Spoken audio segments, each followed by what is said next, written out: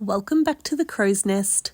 A quick heads up, this episode includes discussion around suicide and mental health. Please take care while listening, and if you or someone you love needs support, we have listed some services in the caption below. Welcome to the Crow's Nest, where we fly above the noise and get real. No filters, no fluff, just mindset, movement, and the mayhem of chasing what most want. I'm Brandon Lee, this is Jess. And we're lifting the lid on what it takes to fly differently. This is where grit meets growth. Let's get into it. Let's go. Say go. Okay, welcome back to the Crow's Nest podcast. Today's guest is someone who embodies real strength and absolute heart, the kind that is built through lived experience, being transparent, resilient, and showing up for others when it matters the most. Bardie is a carpenter, a public speaker, the winner of Network 10's reality show The Bridge, and the founder of The Shift, an organisation helping tradies connect, communicate, and support their mental health. She's a fierce advocate for blue-collar well-being and recently took on a massive fundraiser for TIACS, aiming to run 190 kilometres in honour of the 190 construction workers lost to suicide last year. At 60 kilometres, she knew something was wrong, and at 112, she was forced to stop, later learning that her leg was actually broken. Her support crew finished the remaining kilometres, carrying that message all the way to 190. And in the past week, she's actually been in surgery to have that rod put in her leg, meeting this next chapter with honesty, grit, and heart. Bardie, thank you so much for taking the time to chat with us today. I feel like that was like such a great introduction of myself. Well, it's all you, man. Oh, No I one feel else. so. I think I'm blushing. Oh, Thank you for coming. much. No, I mean, I love you guys, and I feel so grateful to not only be here, but to actually know you both. And yeah, I'm excited. Oh, you're too kind. Well, the good thing about this episode, Bards, is this episode is particularly special, not only because we have you here, but it's our 10th episode. And data shows that 47% of podcasts never make it past episode 3, and only a minority ever reach the 10th episode. So we feel very happy to share this podcast with you. The 10th one. I feel like, we in this room here, we like to set ourselves apart. So I'm glad to be here. I'm excited that we're doing this. Yeah. On our humble little podcast. Yes. Oh, congratulations. Yeah. That's honestly awesome. Like, far out. Yeah. Thank you. Well, we thought we would start how we normally do. Definitely. Go for it. And we always love to take it back to the beginning to tell us about what your childhood was like. Yeah. Wow. Bardie, you have this like infectious glow about you. Honestly. Sure. Like, this is going to be like so soppy, but Brandon, you run with a lot of people. And when I met you, Bardie, I didn't follow you on Instagram or know about you. And I just met you and I said to Brandon, oh my God, that girl is like the nicest, most genuine, down-to-earth person I've ever met. Oh my gosh, that's so fun. I was fighting for my life that day. Yeah. Well, I can't believe you thought I was glowing. Oh my God. Man, that day, like, I honestly appreciate that. It must have been like a glow coming from within, because that morning, like, I showed up and I tell you what, I was in like a proper state, and Brandon carried me like that whole day. Yeah, that was something else. I was letting farts out and everything. He was pulling out like every single stop to just keep me going. And that, I'm amazed.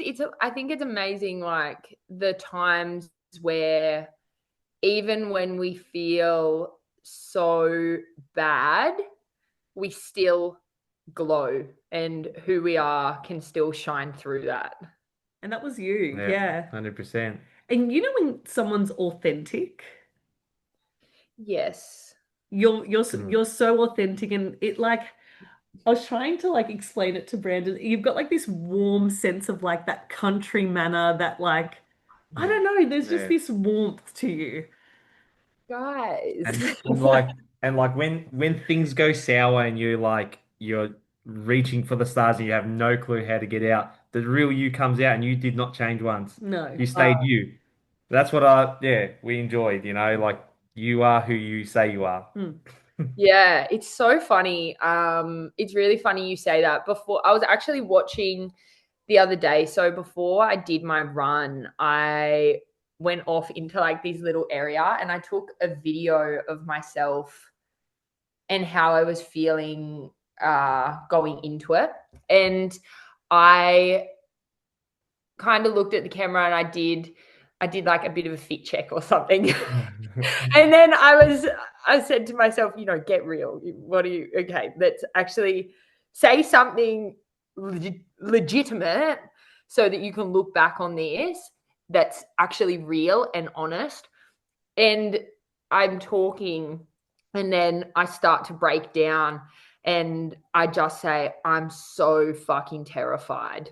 And I'm terrified because I know that doing this is going to show me who I truly am.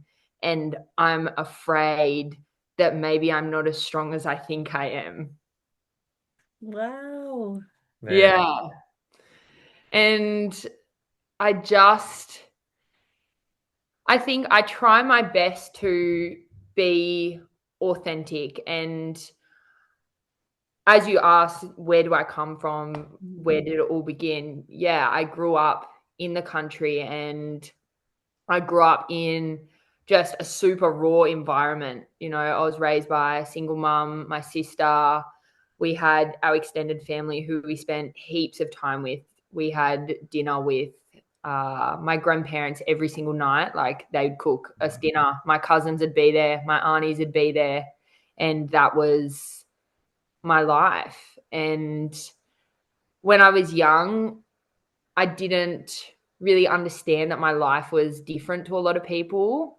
My family have struggled a lot, just with a lot of the things that go down in the country. There's a lot of people out there who are fighting things in a different way. It's just a different environment. So I grew up understanding what it was like to go without and to struggle. But in saying that, I also gained so much.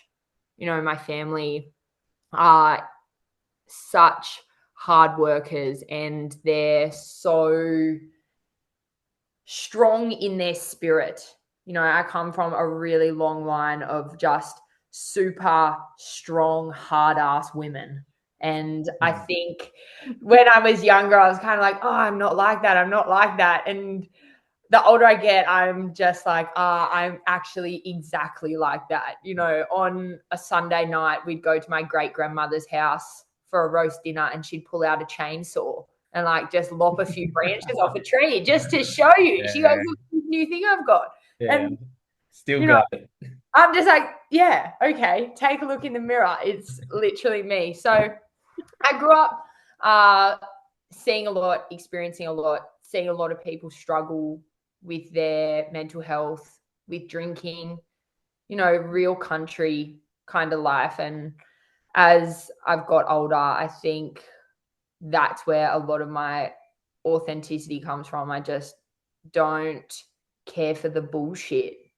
Yeah. 100%. I love it. So, what did young bards love to do? Was there like, were you sporty or Like To to me, ride horses. country stuff? yeah, I mean, honestly, when we were kids, like we didn't play sports. If I go home now and I say to my family, "Oh, I'm going to go to the gym," they have no concept of that. They're just like, "Actually, why?" Like, if you work hard enough, you don't need to go to the gym. Yeah. Like, they don't get it. But as kids, like, man, we were crazy. We were just loose units. Like, Motorbikes. oh no, we actually didn't have motorbikes. We had something better. We had a barrel. We used to just roll this. We used to just roll this plastic drum to the top of a hill. We'd get two of us inside and just push it down and just go flying. The drum and the hill. Drum in the hill. Like, honestly, I think in the country, you make fun out of anything. Everything is an experience. Every day there's nothing booked in. It's just like, what can we do with the time? What's going to be fun? And I just feel so grateful. Like, I was really free to explore just that stuff that I feel like kids don't get so much now. You know, we didn't have phones or anything like that. And I'm so grateful that we didn't. It's a dream, right? It is the dream. I just can't imagine life would be so different for me. And I think I'd see things really differently. Yeah. But you can feel that from you, that you've come from that 100%. place. Oh, I love the country. I miss it a lot. And I think the best thing I ever did, because I moved when I was quite young, I moved away when I was 18. It was the best thing I ever did. But it was so shocking to do, you know, leaving home at 18, and you think that every stranger you meet is going to say hello and have a yarn with you. Exactly. Not like that. No. Just people actually thought I was out of my mind saying hello to them in Sydney. It was a different world, you know. Like Crocodile Dundee when he goes Yeah, into the yeah. Is that It seriously is. But it's so funny. Even, you know, my grandparents would come and visit me when I was in Sydney and stuff, and I'd go and pick them up, and they'd be wearing their Akubras and everything like that. And it was so funny. But in the same way, like, I would go home and I was like, to them, a city slicker, but in the country, I was a country man.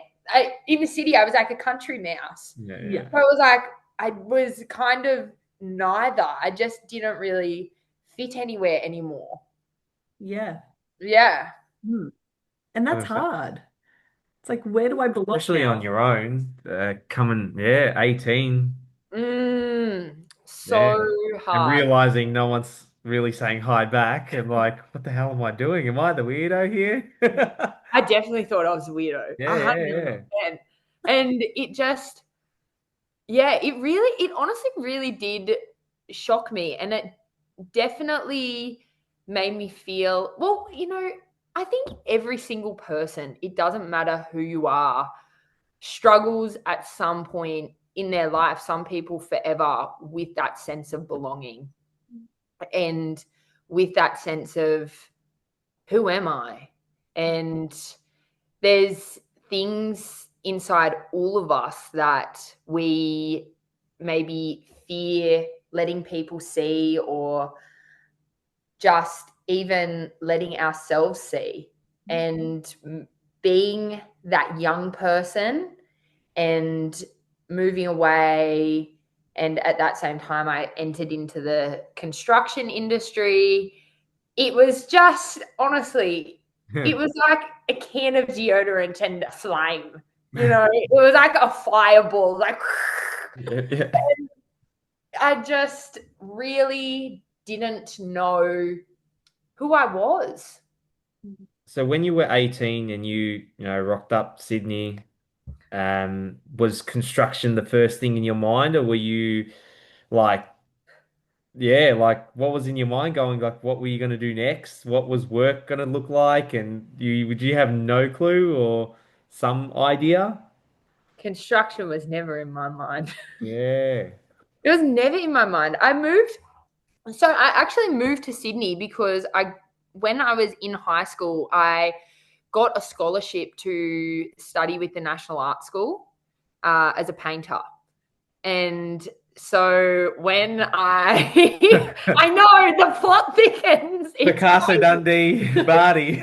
Yeah, it's crazy. But honestly, you couldn't write it. It's so funny. But I went off to Sydney, and I thought I would become an artist. I was an artist, and my dad, I'd never been raised with him, but he actually lived in Sydney as well. I didn't move in with him or anything like that, but he just called me up one day and said that they needed laborers at work. And, you know, at that point in time, like I was partying a lot and, you know, I'd been doing bar work and just hated it. I didn't enjoy it. So I thought, you know, why not? Got myself a pair of like steel cap boots from Kmart and dad picked me up. So that was like a journey in itself. I'm learning a whole new industry and being in this environment I don't know. And I'm also building a relationship with my dad. Definitely. Yeah. Definitely. And he's like, that's a lot. yeah. And I'm just like, you know, I had so many questions as well. And I just remember every day he'd pick me up and I'd think to myself, like, you know, is today dinner? It was so crazy, but because I went my whole life like not having that relationship, and every day I kind of got in the car and I thought, is this the day I ask? Where'd you go? Like, you know, what went on? And do I just put the hard word on? Yeah. I've got my steel caps on now. Yeah. But it was actually kind of such a beautiful way to meet him. And I feel like I owe so much of the love I have for the industry to him. And even now, that is such, like, construction is like our thing. Like, building talk is like our thing. And we just came to have a totally different relationship to, I mean, what's a normal relationship with your dad? I don't know. Yeah. But a totally different relationship to what's maybe considered normal.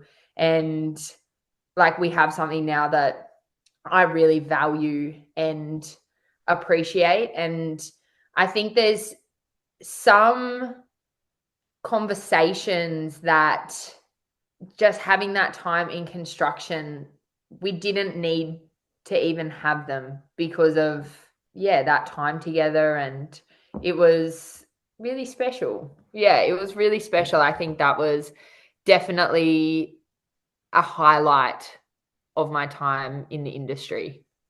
So did you like start just laboring and then thought, I'm going to give this a red hot go? Yeah, I started laboring and I totally hated it. I just thought, this is so shit. It's horrible. You just grab and stuff, move this there, that there, and shovel this, shovel that. Yeah, it was. And it was at a time where women in trades, like now it's got a bit of, it's got a bit of movement to it. But back then it just wasn't. And I walked on site on my first day and they gave me a pair of pink gloves. And dad told me, make sure I pack my thick skin. And like, people's eyes like just pop out of their head at you even being there. It was just so bizarre. And I just hated it to start. But I think I was really lucky. Like, dad really, like, there was nothing I didn't try. I labored for the Bricky. I worked with the Sparkies. I worked with the Chippies. I worked like that. There's actually nothing I did not do. And I started just like, I'm such a curious person by nature. And I started just, wondering how things would get put together and wanting to know more, getting to use more powerful tools that just felt awesome. And it came to if I wanted to do my final year of uni or not, or start an apprenticeship. And I just thought to myself, I have something right now that I really love and that actually makes me happy each day. And do I want to trade that for something that that is like a fantasy in my mind that I don't know if it will bring me joy or if it will be what I want. And I'm always consider when I make a choice, I understand that in our life, there's moments where a door will open, and it's not to say that door will never open again, but when it opens, you have the opportunity to go forward. And most of the time when you step through the door, you can turn around and go back to where you came from. But if you choose not to step through, there will be a moment where that door disappears. So I just always think, open the fucking door and go through. Like, let's go. Like, you can always go back. So that's what I did. And that just like took me down a wormhole, honestly. No, most definitely. Yeah, I think construction's crazy. And I feel like anyone who has worked in that industry would say the same thing. It's a different world. Amen. Yeah. It is, and I love it. I just and that's what was so weird when I was running with ya. It's like the lingo I've just had with ya is what I do not talk to anyone about. I'm very professional when I talk to other people, but like I know it's just an amazing thing, an amazing wormhole that you went down. Yeah, it was just insane, genuinely. So how long did it take for you to like click onto carpentry as that's what I want to do? Honestly, I just couldn't see myself doing anything else. And I just feel like when I want something, when I decide that something's for me, then that's it. And that's what I'm doing. And with carpentry, I just felt like there were so many more avenues to go with that. And I think all like the crew I was working with, they had so many awesome chippies. Like they had some really good guys. They had people who like they just lived and breathed timber. Like most of them have been in the company forever. So it just seemed like that was just the choice. I just didn't, there was nothing else I looked at and I was like, well, I want to do it. Yeah. Yeah, like who wants to be a Sparky, right? Yeah. So shit. So shit. Yeah. That's one thing like now that we're missing in the carpentry industry is that craftsmanship of the carpenter, mate. There's like no one's pitching roofs these days. Like I think I've only done it once in my apprenticeship, and I Really? just never got the chance to.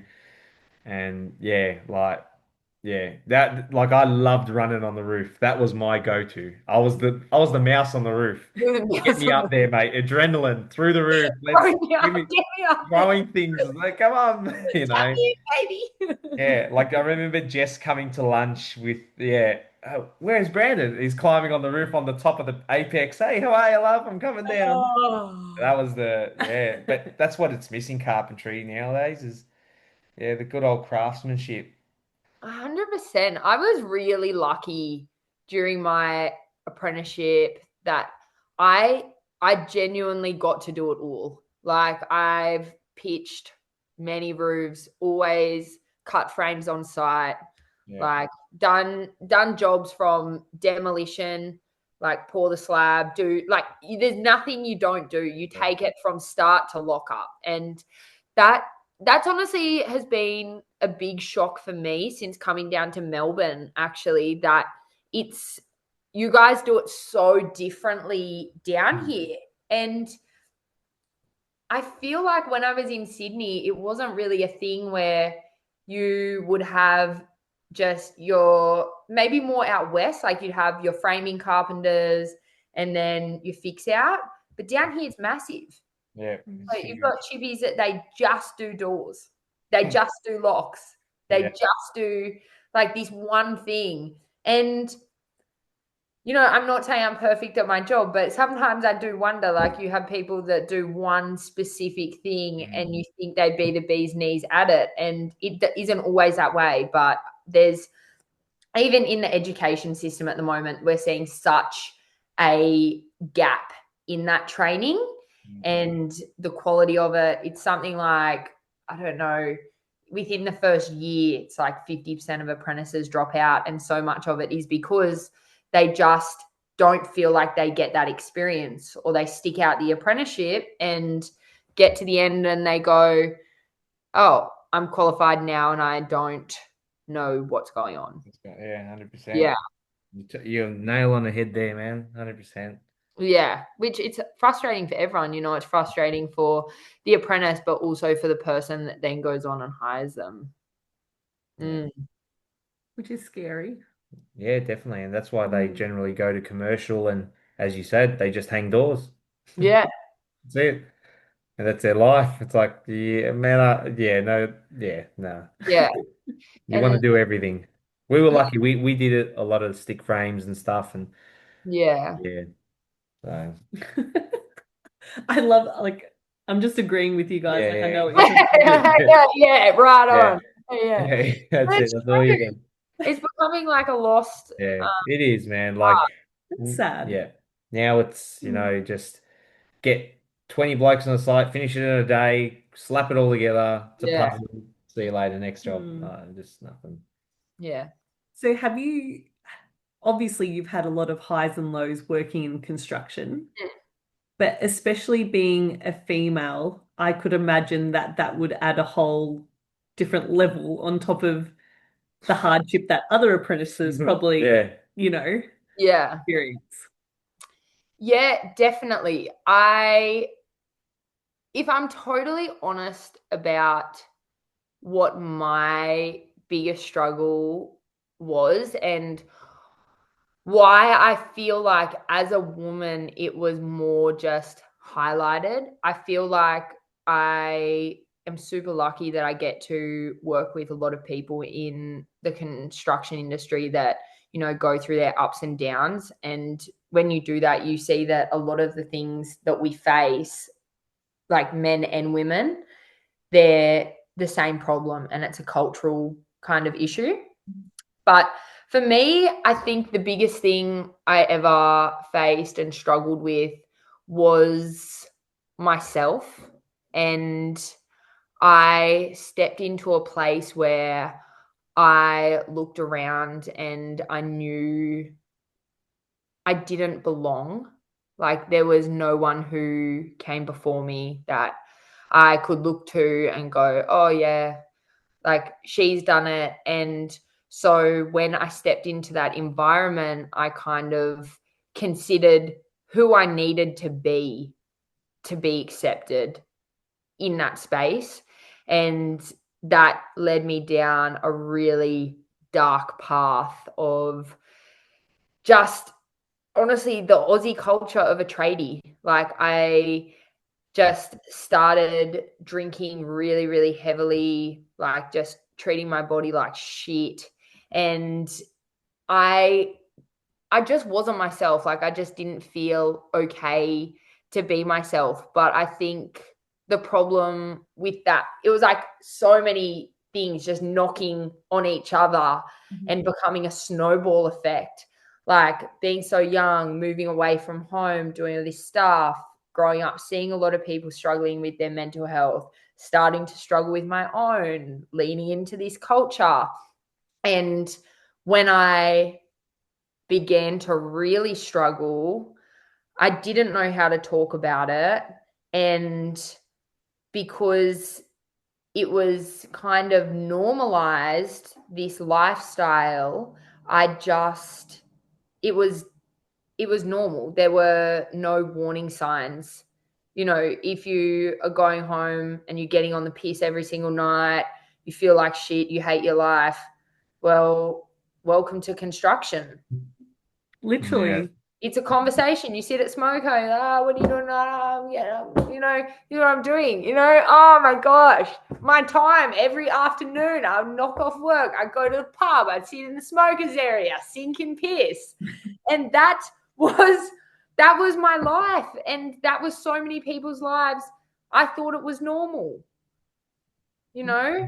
and that became a really big issue for me because I thought I was a legend and people would tell me that, but I was so broken inside myself and became super, super depressed, like, and honestly didn't know how to live with what was inside my head.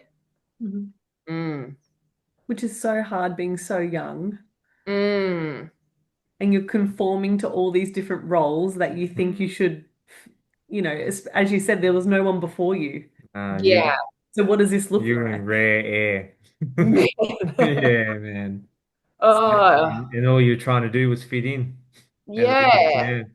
And trying to find like just trying to find my way as we all do in life, you know? It's natural, like you want to fit in, but it's the trap. It is. So was this point like quite eye-opening to the mental health challenges in the industry as well?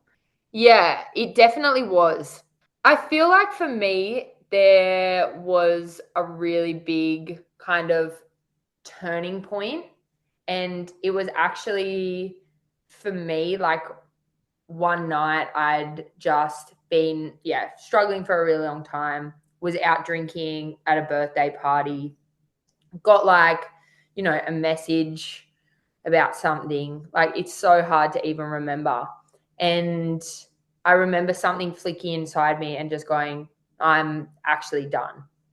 And like walking home and making peace with myself that that was it for my life.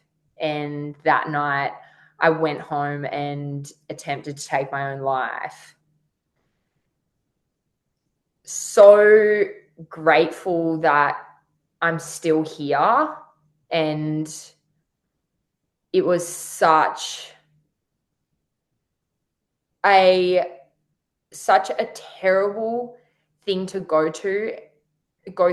And what scares me is the place that you get into mentally, that you start rationalizing with yourself that this is the right thing to do, that the world's going to be better off, that there's no future for you, you're not going to do anything with your life, you're a loser.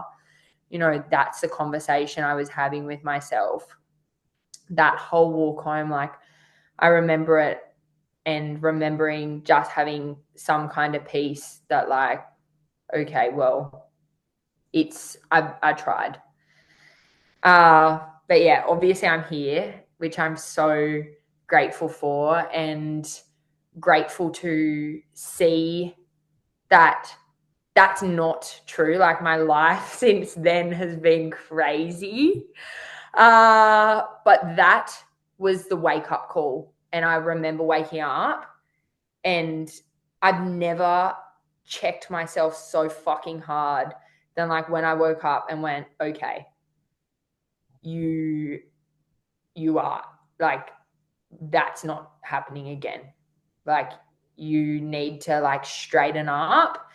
And yeah, I went like to Headspace, started going to therapy, doing that stuff. And then as I started getting better and gaining more tools and things like that, I realized that this wasn't just about me, and that so many people around me were also struggling. So, and like, yeah, I feel like that was my eye opener, that the problem was way bigger than what I was facing in my own world. And I was watching people on site with me, in my life really struggle as well. Hmm. Mm, Wow, that's so Man, impactful, Bardie. mm, mm, crazy because we still see it now, and yeah, it's nuts. I hate talking about it, but yeah, mm, it's just shit. It's something that so many people are impacted by, that mm. it's it's a conversation that's not had, but I feel like everyone knows someone or themselves that has you know, gone through or impacted by that. Yeah, definitely. I feel like whether you're on site, whether you're not, it actually doesn't matter who you are. It's something that we today are so impacted by. And I really do feel like as we continue to like push people to talk and destigmatize and have all these chats, we're asking people, are you okay? But we're not actually being really present when we're asking that. It's just become like oh, hey, how are you? Yeah, I'm good, thanks. Like a And surface level. yeah. And it's just so important because sometimes the signs aren't there, or sometimes you think that's just who someone is, or they've got another day, but sometimes people just don't. Yeah. Yeah, some people just don't get a second chance. It's done, and it all just comes. Yeah, you go to site one day, they're there. The next day, they're not. Yeah. There's a really impactful TV show on the ABC. I don't know if you've seen it, but it's called You Can't Ask That. I love that show. Yeah. So do I. And and they do the one on suicide survivors. Have you seen that one? I haven't seen it. It is like I watched this years ago, before kids, and they take a group of people, and a lot of people are like farmers, all this jazz. Like, there was like a footballer that was like, at the top of his game, and all these different demographics of people who have tried to commit suicide and have failed, obviously, because they're still there, and just the lessons and how their life has changed, like for the better. Yeah. And that's the thing, isn't it? Because it just like it doesn't discriminate, No. depression, like these struggles, like it doesn't discriminate. And sometimes you're just in the wrong circumstance, or you don't have access to this, or like there's so many things that can lead you down that path.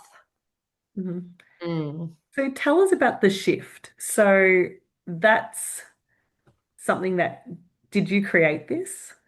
Yeah, so I created the shift, and I think from the moment that I from the moment that I struggled, I wanted to be able to help people, but for a long time I just did not have like the tools to do it. I didn't even know how to help myself, but I always promised myself that as I learned, that I would try to bring that into the world in whatever way I could. So I started the shift when I moved down to Melbourne, and it really became something where I just wanted to give tradies tools for life. And it has been something that has brought me so much joy and fulfillment. Especially this year, I put a really big focus on working with women, and we did like a camping retreat and lots of different other little things. And it's been really special to watch what happens when people just have a space to feel heard and feel supported in whatever they're experiencing. Because I think for a lot of us, it's just, do you have the tools to help yourself through a challenging situation? But do you also just have someone there to listen? Do you have a community? Like, how challenging is it actually as an adult to find a community? So hard. Because even on site, like they say, they have it and all, but it's always like, oh yeah, yeah, I'll come chat to you. Oh, hold on, I'm busy. Go up. Oh, I'll chat to you tomorrow. Then the next day, you just forget about it, and it's, oh yeah, it's all right. Whereas like doing your retreats, Mm. you're there, you're present. Mm. It's on you now. Like hands in your court. Yeah.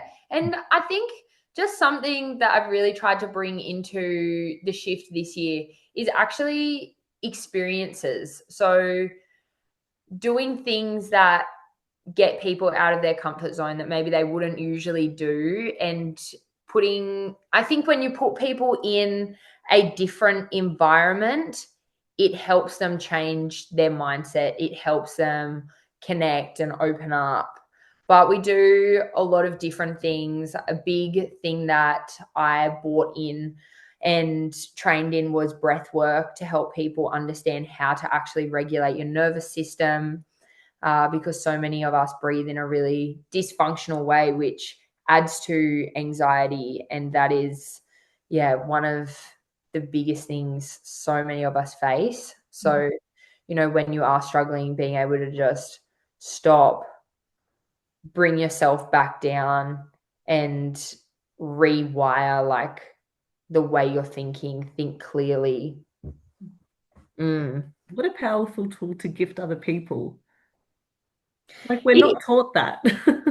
No, well, isn't that funny? Like all of us have to breathe, but no one ever teaches you how. And I think it's one of those things like just because you can do it doesn't mean that you do it right and you do it well. And I never realized, it's something that I kind of fell into and learnt about and really helped me.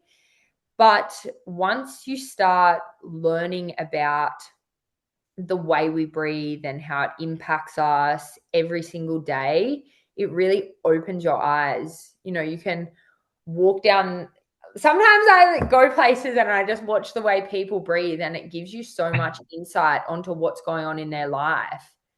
It does. Like it really does. At work, I actually just watch, I will just sit like at lunch and I just watch the way people breathe. And if people are like breathing really up, their shoulders are really going up every time they breathe, their chest is going, I know that they've got something going on for them. They're dysregulated. It's a really funny thing. Mm-hmm. Very interesting. Yeah. Well, that's Now like, you've got me paranoid. I'm gonna. you know, well, Yeah.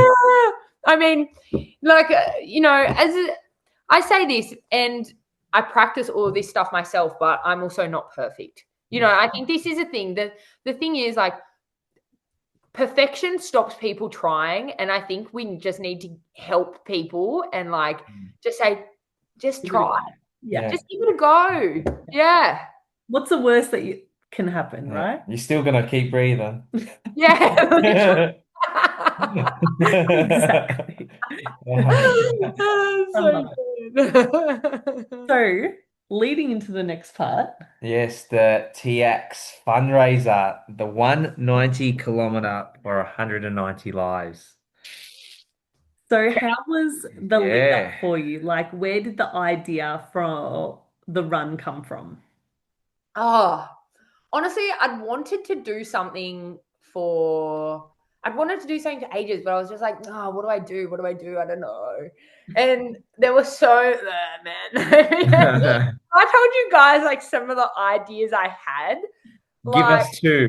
I can't think off the top of my head, but like some of them were like full, like multi day type Oh my thing. God. Like, Yeah. I was just, because I was really trying to think outside the box. But then when I landed on the 190 Ks, I feel like I also had no understanding of ultra running at all. But I'd actually seen you do your run, and it made me kind of go like, "Yeah, righto, I reckon I could do that." I was like, and you look like you handled it so well. I was like, right on. I am on here. He did handle it very well, Yeah. I got to admit. Yeah. Yeah, I you have a handled great it. poker face. He does. Yeah, you do. But that like really, I feel like seeing that, it like really lit a fire in me. And then I was just like, yeah, I reckon 190K, what's that? I can do that. Like, I never think of something and think I can't do it. Or if I can't do it, I know that I'm going to try. So, yeah, I literally set my mind to that. And away we went. The training for that was brutal. Like, as I said, I think the most I'd ever run before that was 26Ks, which is all right. But I can see you're processing now, like at 100 and okay. yeah. Yeah, but I was kind of like, what's 100 and a few on that? That's all right. Yeah. And I'd also, something else that gave me a bit of motivation was, I think maybe a year before I just decided at like, I don't know, midnight. I was fighting some demons and I knew Run Melbourne was on. So I decided at midnight to go and do the half marathon. Never done over like 5Ks. And I locked in for that. And I did it in like, it was like 2 hours, 17 minutes or something. Just ballpark figure. You finished it. And I remember it was so hard, but it was doable. And so I think I kind of was like, could do that. 190, same. Yeah. But yeah. But not so same. Not so same. But to be fair, I feel like I'm still kind of delusional because I just want to get back out there, even with my broken leg. Yeah. But yeah, the training was bloody hard, but it made me think like every single person in their life should commit themselves to do something that they think is impossible and they have to work really hard to do, because it actually changes you so much and it makes you see that, yeah, you're just capable of so much more. Like there's just so many floors of hell and you can just keep going. That's me every day. I love it because that's exactly how I see my life. I'm chasing hell every single day. Oh, Bring it on. It's just amazing. it is. What It you go really through, who you see, which different version are you going to see of yourself, because there's so many different versions, the evil one, the good one, the happy one, the sad one, it's everything. Yeah, and it's so good. And you kind of learn to just be there with that version of yourself, because they do just come and go. And when it's really good and you're having, a great run, because those happen, and you're just like, wow, this feels so good. And it actually feels like a gift, when you're in those deep training blocks. And then when it's bad, you might have bad runs for like weeks on end, like the one we had together. Yeah. That was crazy for me. And I knew from the start of it that it was going to be hard. But, we got there. That's the thing as well. Like, all bad things, they just end. It doesn't matter how bad it is, it will end. It will end. Yeah. So take us to the day. Yeah. How are you feeling? How's the atmosphere? How are you physically and mentally feeling? Because we weren't there, unfortunately. Because we were doing Shepparton, so we were kind of running at the same time. Yeah. I know you started a lot earlier than me. We were in the pit together. It was great. We were. Yeah. So like, oh gosh, leading into it was super emotional. I'd had a friend take her own life like just a couple days before. So that was super hard.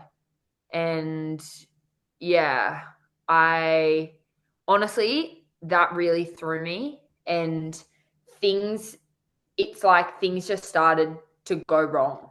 Like it was like everything was just a lot. So I got to the day and I was feeling like I was just feeling so full of emotion. Mm-hmm. And everyone just kept saying to me to just be motivated by what I was going through, but I wasn't at that place where I could be motivated at all by my grief. I was just so heartbroken.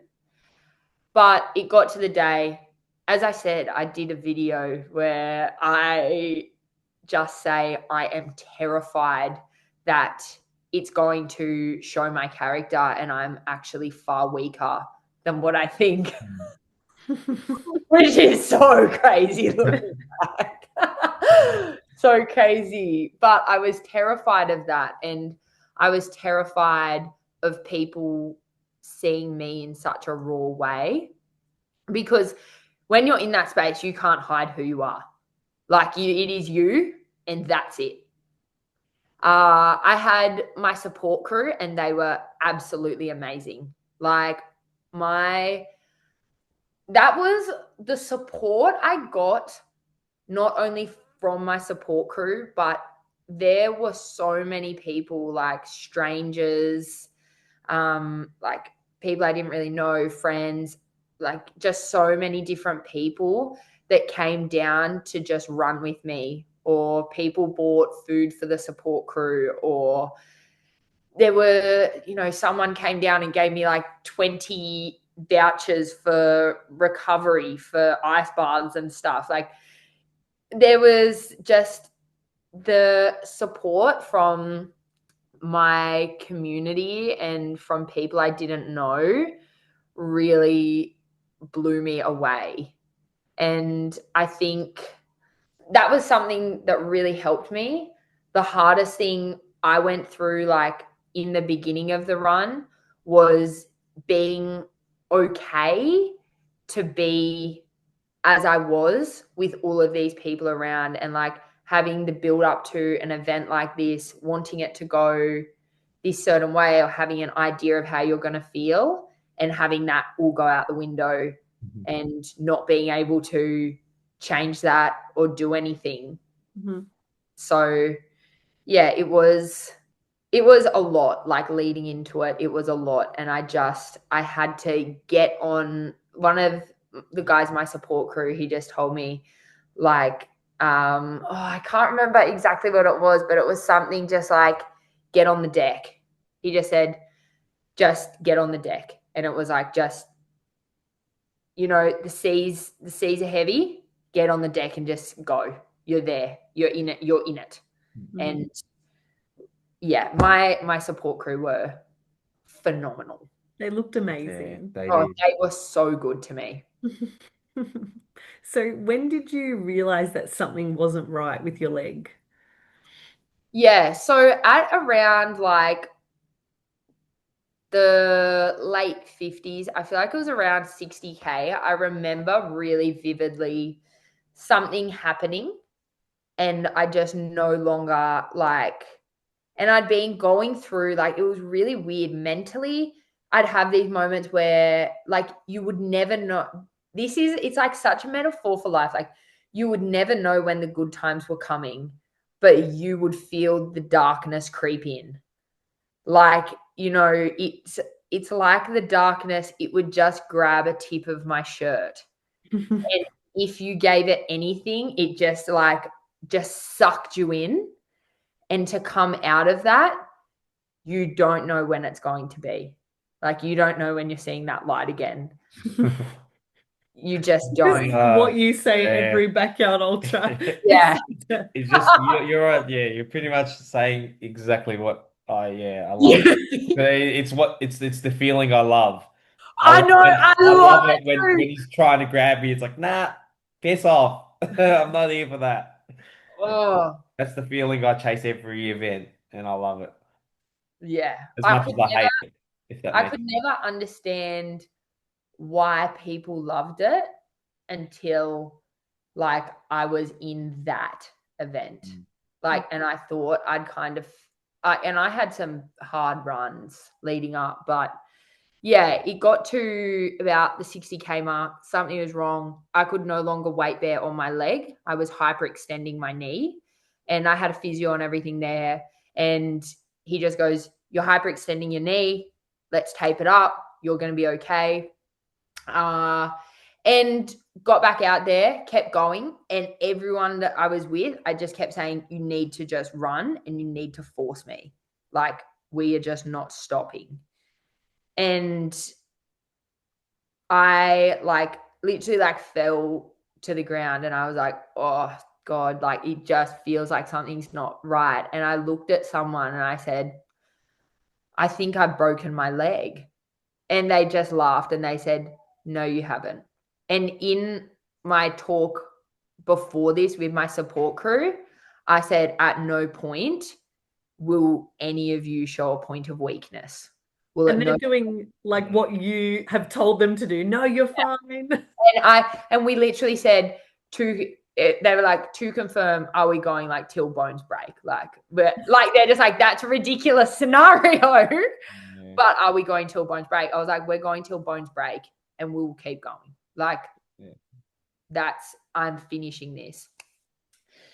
So that happened. They were like, "No." And even that kind of went in waves. Like, it was just, I have never in my life, and I feel I will never experience pain like that again. Like and people said, "Oh, did you know? Could you feel it?" 100%. Every single step I took, I felt like my broken leg like ricochet through my body. Fucking hell. It was so painful, but I also knew like I wasn't done, because at this point I don't know that my leg's broken. I just think I've hyperextended it and it's super sore.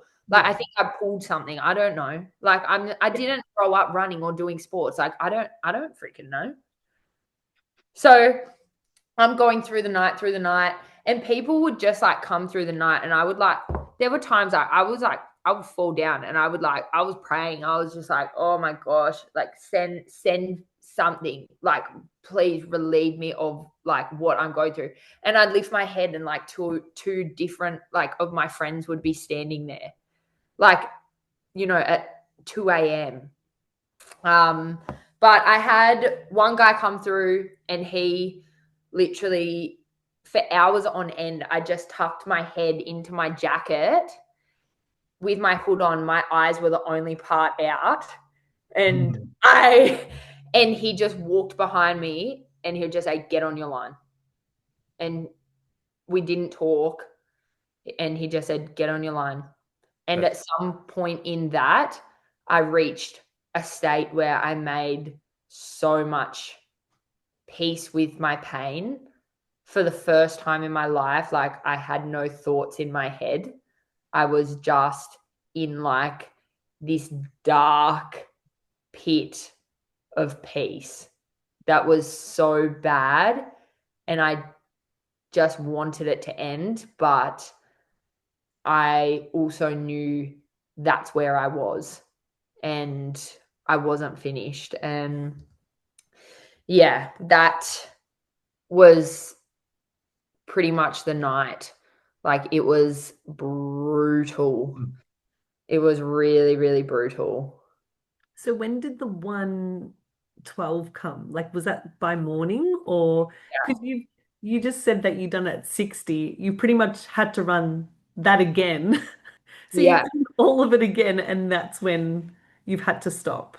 Yeah. So through the night, like, because everyone obviously on my support crew is talking in the background behind me, like everyone starts kind of going to bed, because they look at me and they're just like, "She's actually not going to stop.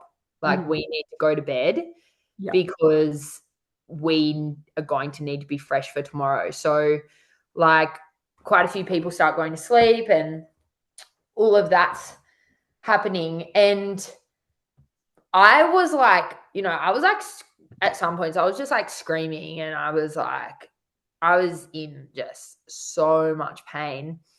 And everyone just kept saying to me, just wait for the sun to come up.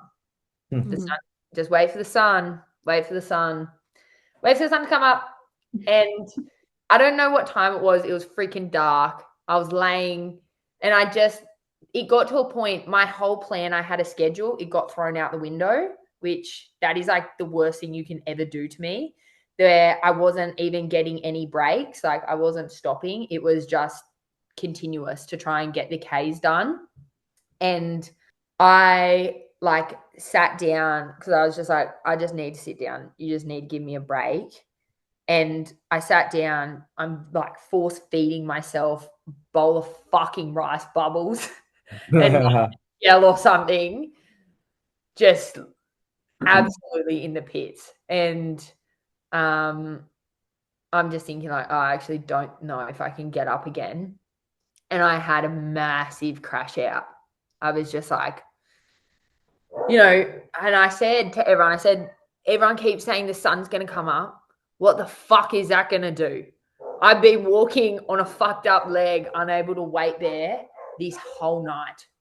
What is the sun going to do for me? Because this isn't a mindset thing. I'm like medically, something's going on. And I lost it. And then the guy who'd been telling me to just chase the line, he said, okay, well, don't think about finishing the whole thing right now. Can you stand up? And he goes, I know you're not fucking done because you've just force fed yourself a bowl of rice bubbles. So I'm going to give you 5 minutes. I'm going to set a timer, and then you're going to stand back up and we're going to get out there. I was like, okay. I was like, yes, sir. Okay. That's what we're doing. And, the sun came up, morning came through, and I just knew, I knew in my mind, I was like, oh, this is done. And I went into like this room we go into this room, I'm there with like literally just one person, and we're talking. And I said, I think I'm done. And he looked at me and he said, I can't believe you're still fucking going. He just goes, I cannot believe you're still here. He was just looking at me like, what the heck? And he just looks at me and he goes, you've made the change. Yeah. And he said, what did you want to do? And I said, I wanted to raise awareness. I wanted to raise money, and I wanted to challenge myself. Like I wanted to find my limit. And in that moment, I realized I actually had done every single thing that I set out to do.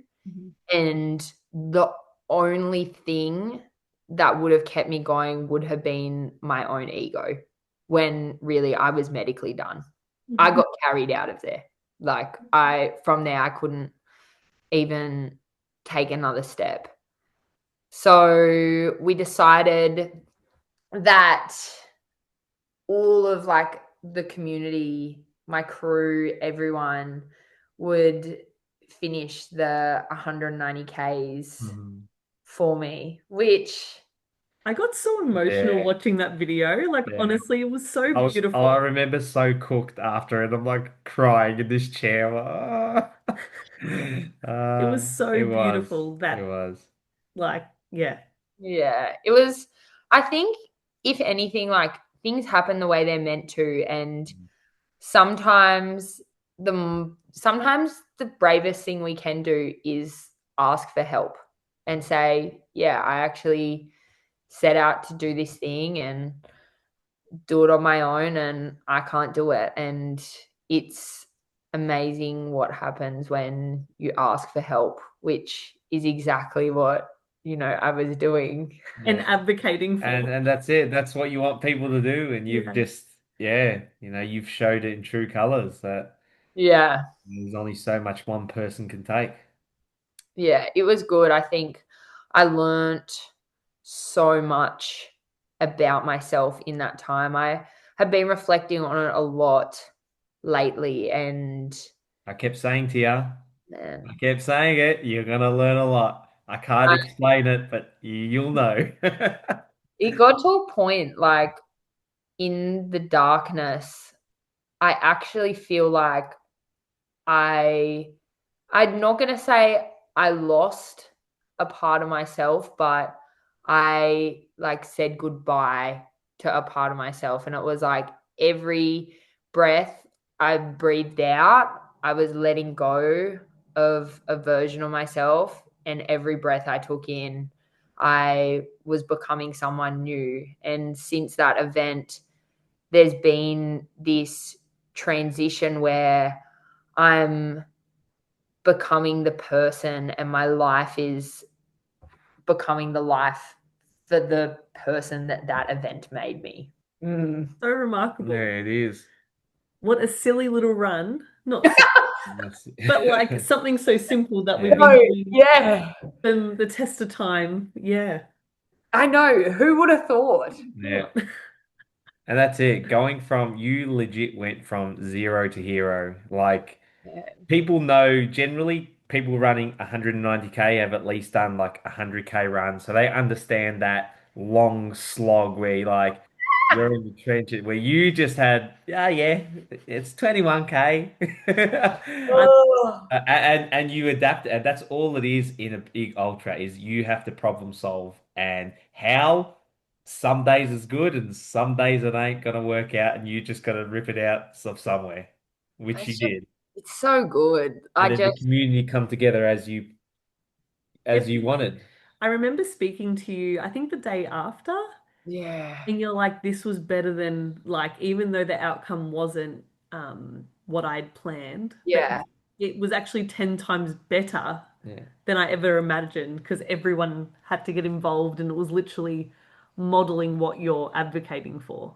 It's true. I actually like, I finished that event and I have never felt so much joy. Like when I decided it was over, like it was like I was totally renewed in my spirit. I just was like, I know I pushed myself beyond my limit. I know that there's no further I could have gone. And to do that for something that means so much to me. And it was such a special event. Like it was so special. And yeah, everything that came out of it, the messages that I got and what other people, because so many people were watching along at home, and just what other people took away from it. It felt like I it literally felt like I reset. Like I'm actually the person that went into that is just, I'm not that person anymore. And I don't think if I'll ever know that person again. It's crazy. It's so weird. I'm just like, oh, it's just crazy.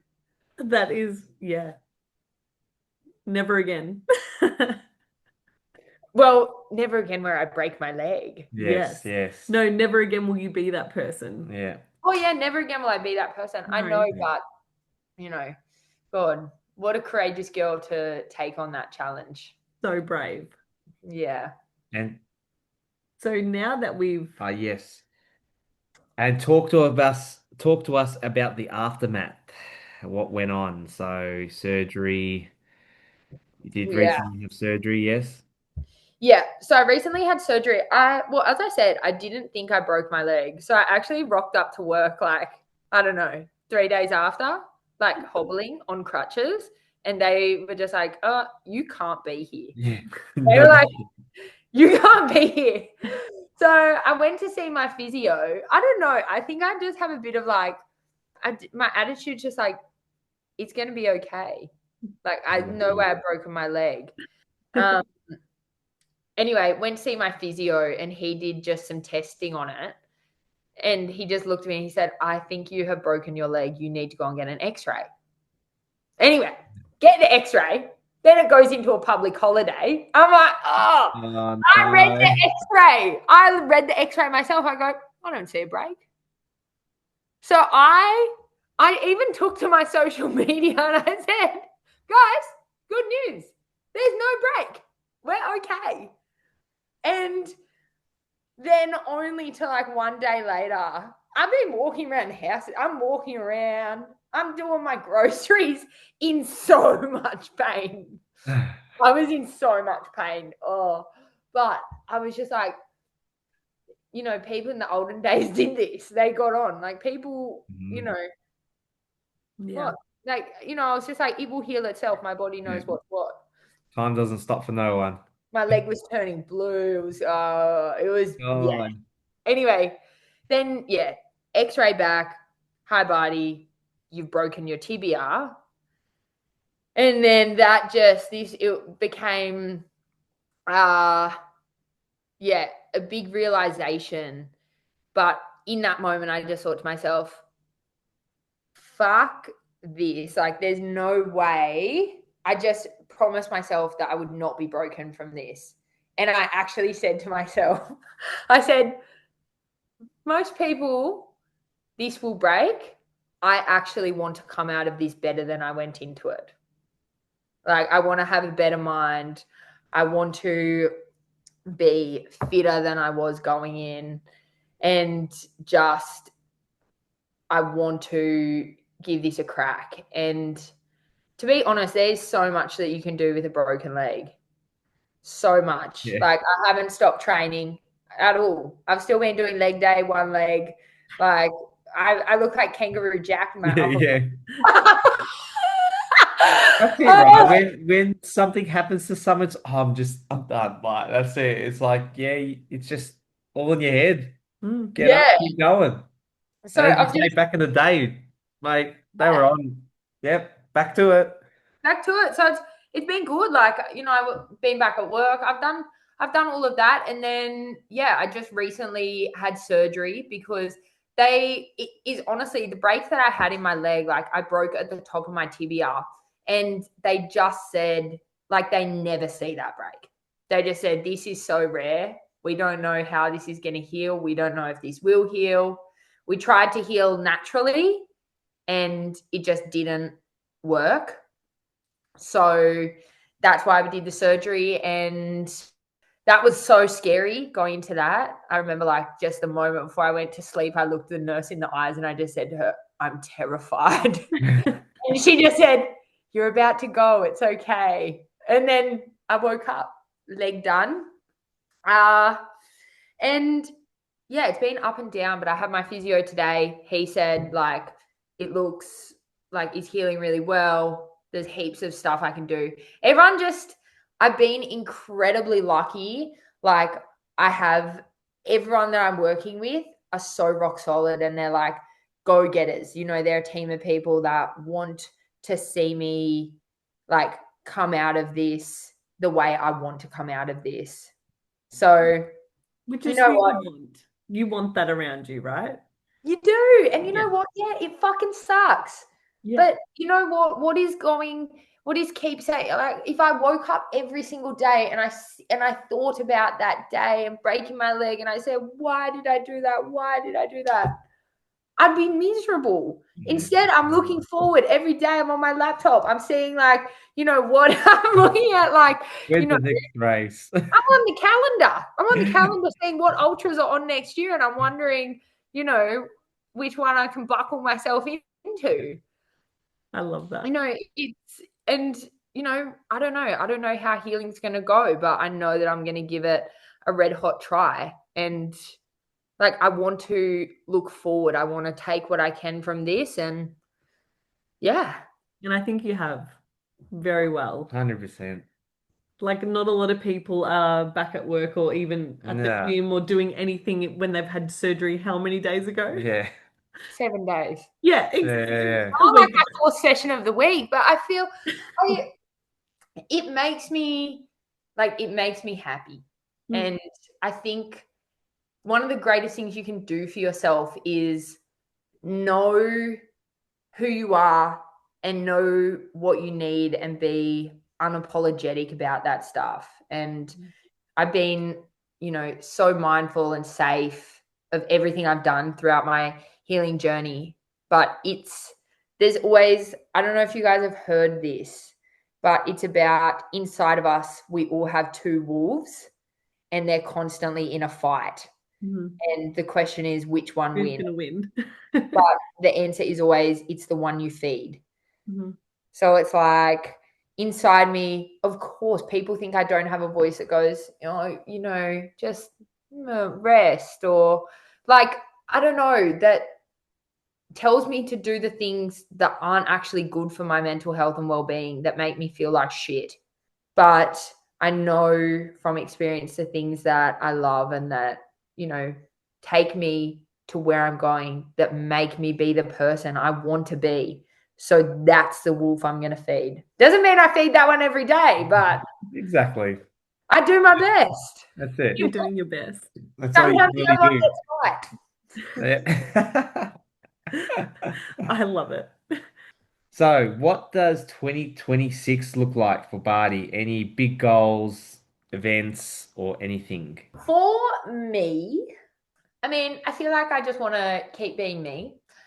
That will never change. That's a given. I think everyone, when they're done listening to this, are gonna be like, "Yeah, Please be you. She's gonna be." Yeah, so I think keep being me. Oh gosh, so many things. I honestly feel like my life's been put in a jar and just shaken. I did actually get accepted into uni. So I think I want to study, not full time, like I'm going to continue working on the tools and everything like that, but studying more, like I got accepted to study in psychology. So yeah, I'm super interested in just our mind. That's a perfect fit for you. Like, Yeah. Yeah. I mean, I want to understand how I can help myself and help other people. Like it fascinates me. So that's something that like I'm really looking at for next year. And honestly, more time with family, more time with friends, and getting back like out running. I feel like I'm just cooking what it is I'm going to do that's going to put me in that dark place again, because I just want to feel the quiet. yeah. I'm happy you understand our void. It's the feeling. It's something. Yeah, and there's something really freeing about, it's hard to explain, but I felt so free, and there's something about the pain that you choose and the way you just look at life differently. Yeah. There's no limitations. Yeah, there's just not. I just don't even know. This year's been crazy. I don't even know what next year could hold. I don't know. Who am I going to be? You're the Trojan horse next year. I'm the Trojan horse. The thunder from down under. That's going to be me. If you hear lightning strike, you know I'm near. Yeah, there's nothing stopping you. Absolutely not. Yeah. So if someone was to listen to your story who works in construction and who is struggling, what would you want them to know? I think, oh gosh, there are so many things. For anyone listening, whether you're in construction or whether you're not, the first thing I would say to someone is, it's not the end. As dark as it is, as much as your mind tells you, you will get through it. And I would just tell them that help is available, and really push them to consider whether, you know, it's a conversation we're having, or having a conversation with someone they trust, to open up that space. Because sometimes even just voicing what you're going through, you know, it just grows and grows and grows. And the minute that you say it, it shrinks. 100%. Yeah.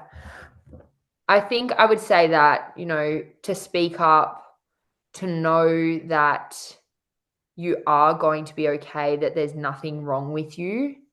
And the person that, it's so hard. I just feel like the person we're meant to be is on the other side of that hard time. So just hang on so tight to yourself, and just fuck all of it, fuck all the stuff that people put on you, and that you need to do this and be that and put you in this box. It's like, there is no box. Be who you are. You'll find the right people, and you'll be okay. And your life might not look like what you thought it would, but it will be way better if you just live your life authentically as yourself. That's great advice. I feel like that was so blown out. No. It is, that question there is probably one of the hardest to answers. I still till today I'm like you, I just have bits and pieces from everywhere, but at the end of it, it's just like, yeah, as you say, it is speak up. As much as it's said so much, it's true. Speak up and be who you are. Like, you know, it's, but still that doesn't cover everything. Like, Doesn't. it doesn't. But it's a start, It right? is. It's a Yeah. start. That's what you're trying to advocate Yeah. for. As I tell you from day dot, I'm huge on it. You know, I know. the industry and everything. It touches not only my heart, but a lot of other people in the industry. Yeah. Some people in the industry that have been through it are probably going through it as well. Like, you Yeah. know, yeah. It's so sad, you know, when you think about, in the construction industry alone, we lose someone every second day to suicide. Exactly. And it's so sad, you know. I hear stories constantly, and it just breaks my heart. Even the messages, but yeah, I see both sides. Like, I see the messages people sending me who are really struggling, but I see the other side of people who have really struggled, and they've come out the other side because they have seek that help. And it's really unfortunate that sometimes we go to these really hard places so that we can recognize that something in our life does need to change. And I think if you can, when you're struggling, begin asking yourself, you know, doing a bit of a life audit and going, okay, what's going on? Are these feelings there all the time? Are they coming up with certain people in certain spaces? And beginning to understand that when we feel different things, it's like a communication from ourselves. And, you know, sometimes that communication is just, okay, you need to speak to someone. Then I'm going to my psychologist tomorrow. Like, even when I'm doing okay, I still do those things, because I know that sometimes just having that one person who you can speak so openly with, who you can get like professional advice from, is freaking awesome. 100%. Yeah. 100%. Makes a world of difference. It really does. Like, you know, going to therapy changed my freaking life. It really did. And it's someone that doesn't have any bias, or, Yeah. you know. Yeah. And it's never too early. Like, people go, oh, you know, I'm not bad enough. People have it worse than me. That's what they do. Yeah. That's their fucking job. It is Exactly. literally never too early to seek help. Mhm. It's never too early, but it definitely can be too late. Mm, Yeah. that's a great I point. really like that one Yeah. there. You're right. All right, so it comes down to our signature closing questions. So it's our style. So number one, what is your go-to order at your favorite restaurant? This will be interesting for Bats because she's lived a country life. I have a feeling I'm going to guess it, but we'll see if I got it right. This is crazy. Oh, okay. Like if we're talking probably honestly a pub meal, I'd get a I'd get rump steak medium rare, chips and salad, Diane sauce. Actually, no, chips and veg, Diane sauce. That's nice. Mhm. I thought it was going to be a roast. Well, my favorite meal would be like my grandma's roast. Yeah, definitely. Fair. Yeah, There easily. you go. Easily. Yeah. And if money and time weren't an issue, what dream would you chase tomorrow? Oh, nothing. I'm literally like, for better or worse, I'm literally living my dream. Like if there is something like really in my heart, like I chase it and I actually know that wherever I am, it's because this is exactly where I want to be and this is where I've put myself. So I think like I just want to continue chasing what I'm chasing, working in the industry, like surrounding well-being, mental health, and doing all the other stuff that I love to do. Like I'm actually living my dream. Like it's a really good reminder for me. It Love it. is. It's a good pat on the back that you've, been brave. Yeah, well, because it's scary. Like it does. People think I don't get scared. I'm freaking terrified all the time. But, I know that means it means something to me. Well, isn't like being scared and adrenaline like in the same hand, really? It just depends on how you look at it. Like fear and adrenaline or fear and excitement. I think so. I I Yeah. think it's I don't know, it's one of them, but yeah. Yeah, that they're like a very similar, it just how you interpret it. Is it anxiety and excitement? Maybe. So I think it's anxiety. It might be. And excitement. Yeah, it's something along those lines that they're very similar feelings, but you just have to interpret it.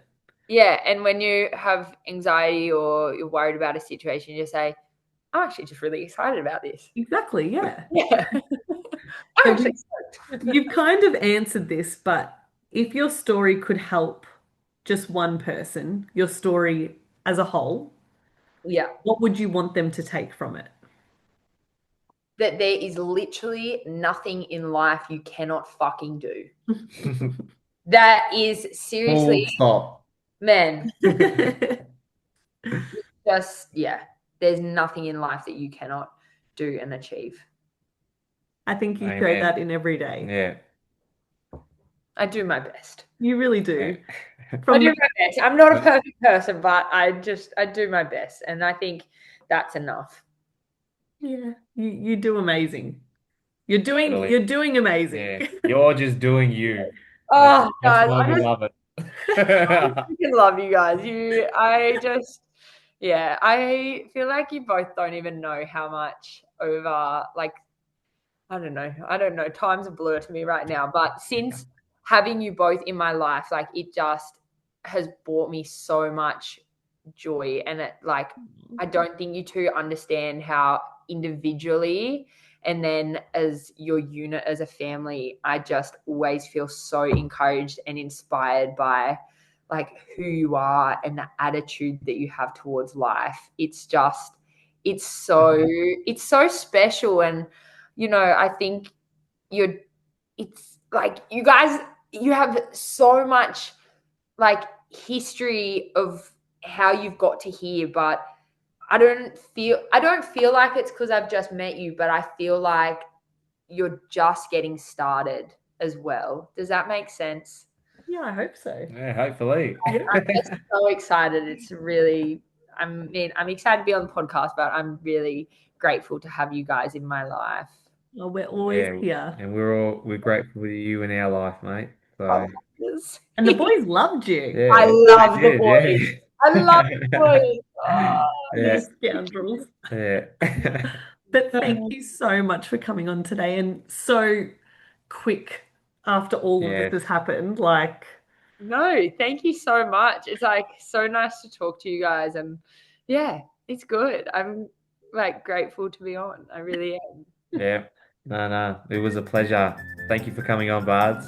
Thanks for having me, guys. Kaka!